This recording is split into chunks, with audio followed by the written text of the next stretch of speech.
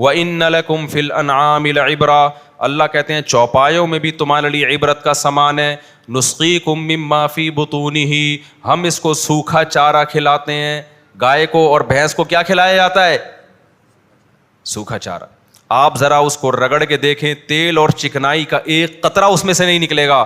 اللہ نے ایسی مشین گائے اور بھینس کی صورت میں بنا دی, ادھر سوکھا چارہ کھلایا, ادھر تھوڑی دیر میں 8-10 کلو دودھ سے بالٹی بھری ہوئی ہے. اللہ کہتے ہیں یہ جو سافٹ ویئر بھینس اور گائے میں انسٹال ہو گئے, یہ ڈاروین کے نظریے کا نتیجہ نہیں ہے, جھوٹ بول کر گیا ڈاروین, الو بنا کے گیا تمہیں. یہ خود بخود نہیں ہو سکتا.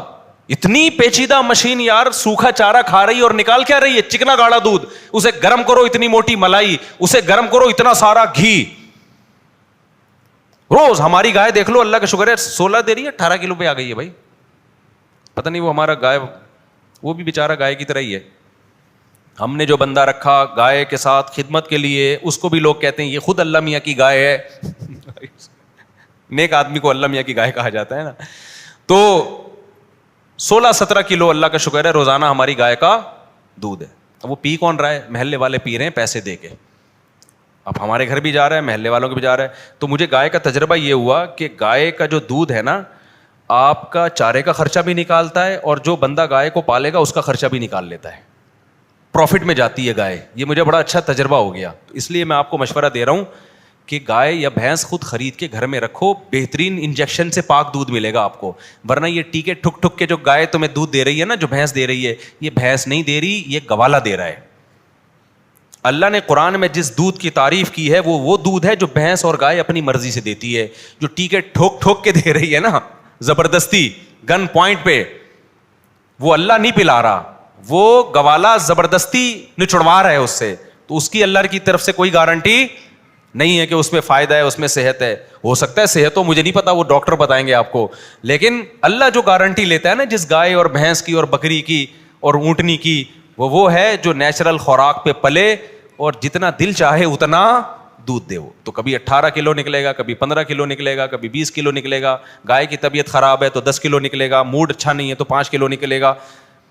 لیکن جو گوالے جو گائے سے دودھ نکالتا ہے, گائے کا موڈ دودھ دینے کا ہو یا نہیں ہو, اس کو خوراک پوری ملے یا نہیں ملے, موسم اس کی مرضی کا ہو یا نہ ہو, وہ کہتے تیرا باپ بھی 20 کلو دے گا. تو پھر وہ کچھ دودھ ہوتا ہے اور کچھ اس میں بھینس کا غصہ ہوتا ہے, ٹینشنیں ہوتی ہیں اس کی, وہ سب نکل کے آ رہی ہوتی ہیں, اور آپ وہ چائے میں ڈال کے یا لسی بنا کے پی رہے ہوتے ہیں, پھر بیماریاں ہوتی ہیں اس سے, معذرت کے ساتھ. خیر جلدی سے بات کو سمیٹ کے ختم کرتا ہوں.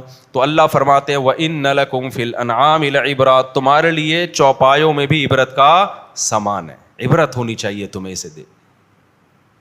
ہم سوکھا چارہ کھلاتے ہیں, نسقیکم مما فی بطونہ من بین فرث ودم, اسی سوکھے چارے سے گوبر بنتا ہے, اسی سوکھے چارے سے خون بنتا ہے. خون کو دیکھو اور گھاس کو دیکھو, گوبر کو دیکھو اور گھاس کو دیکھو. جس فیکٹری میں گوبر اور خون تیار ہو رہا ہے اسی فیکٹری میں ہم لبنن خالصن, ایسا دودھ تھنوں میں اتارتے ہیں جو خالص ہوتا ہے. خالص کا مطلب نہ اس میں گوبر کی بدبو, نہ گوبر کی رنگت, نہ خون کی بدبو, نہ خون کی رنگت.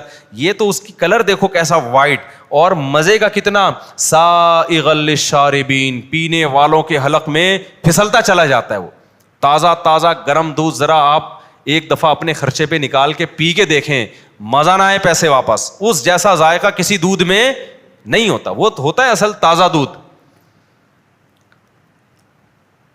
تو اللہ فرماتے ہیں ان فی ذلک لآیۃ لقوم یعقلون, عقل والوں کے لیے اس میں بھی کیا ہے, نشانی.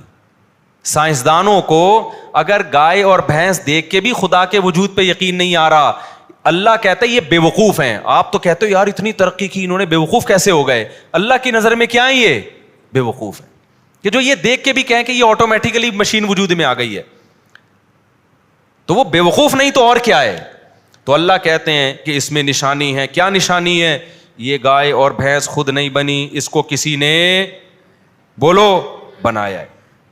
نمبر 2, یہ کائنات کا کوئی بنانے والا ہے, خود نہیں بنتی. نمبر 2, جو بنانے والا وہ صاحب کمال ہے. کمال, اس کے بڑے کمالات, کیسی مشین بنا دی بھائی اس نے.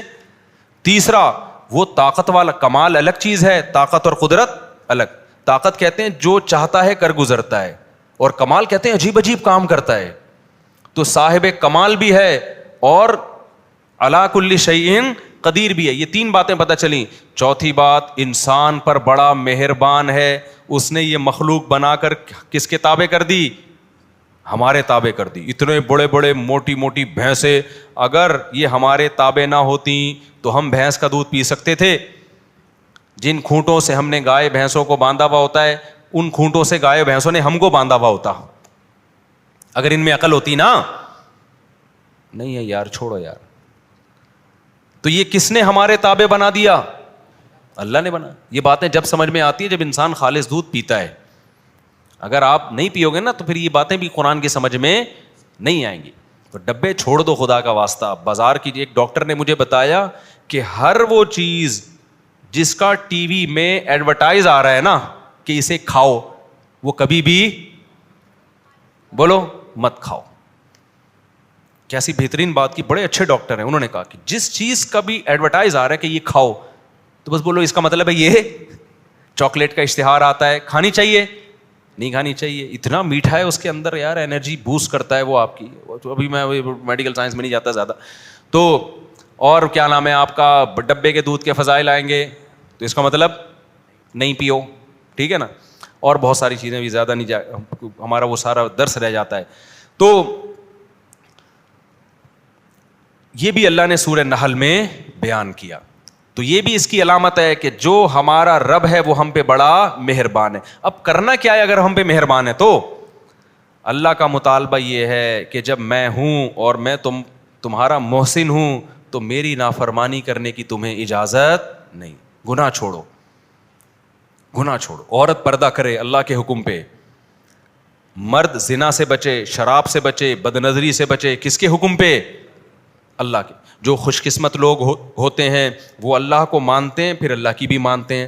کبھی غلطی ہو جائے تو گڑ گڑا کے توبہ کرتے ہیں. جو بدقسمت لوگ ہوتے ہیں وہ انہی نعمتوں میں مست رہتے ہیں اور بنانے والے کو بھول جاتے ہیں. تو سورہ نحل میں اور بڑی آیتیں اللہ نے بیان کی ہیں. وقت ہمارا پورا ہو چکا ہے, انشاءاللہ باقی میں کل بیان کروں گا. بہت سورہ نحل ہے ہی پوری اللہ کی نعمتوں پر, شروع سے آخر تک اللہ اپنی نعمتیں بیان کر رہے ہیں. اللہ تعالی ہمیں سمجھنے کی اور عمل کرنے کی توفیق عطا فرمائے.